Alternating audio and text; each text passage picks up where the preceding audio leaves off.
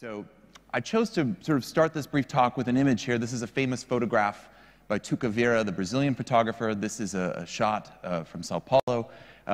This, to me, sort of embodies the urban moment as it exists, where the developed world and the developing one sit cheek by jowl, where essentially we have taken the cores of cities and we are building projects that are inaccessible to them. And I don't believe that this model of urban development can be sustained for very long. It's a question of, this is what we have built. The question is, how can we do it better?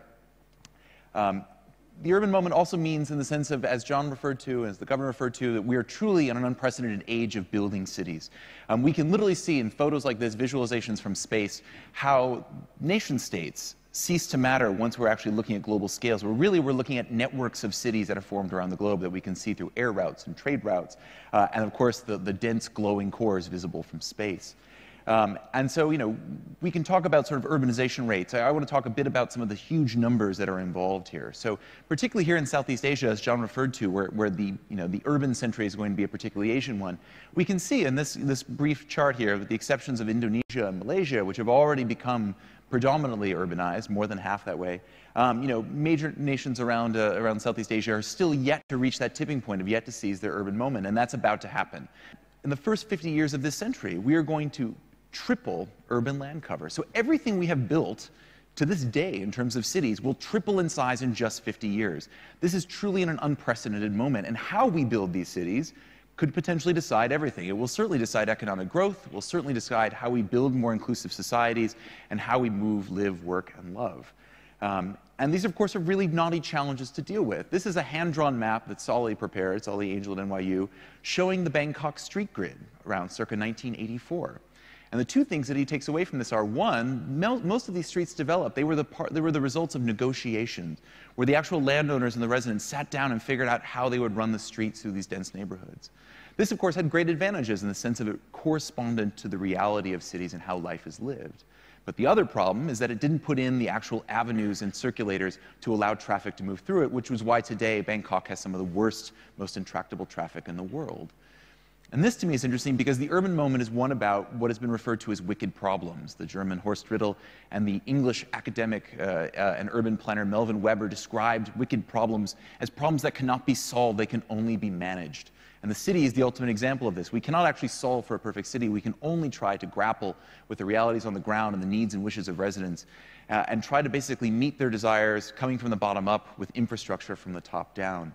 And wicked problems, of course, are most wicked because they can only be attempted to be managed once. There's only one shot we ever have at trying to create a right answer. We talked about that urbanization appears to be the one phenomenon that is universal to every developed society. We can talk about how various cultures develop, but urbanization is always key. This is a graph I borrowed from the World Bank showing that essentially every major society in the West and in the East reaches a moment where their core cities go through a massive period of densification, and then they reach their trajectory, and then they flatten out. And the key, of course, is to become rich and developed by the time that happens. And you can see this happen decade after decade, century over century, as it goes from there. And so it's impossible to take apart whether cities are caused by growth or whether urbanization itself causes growth, but we know that these two are entwined. It is impossible to grow and become a developed society without urbanization and vice versa. And so this is why seizing the urban moment is a particular challenge here. And of course, the third major moment here is going to be climate change. It is going to be the risks that we face in a rapidly warming world. And of course, there's also massive changes in the urban moment for governance. You've already heard today through John and others about, we're talking about devolution. We're talking about the fact that mayors effectively are ruling the world.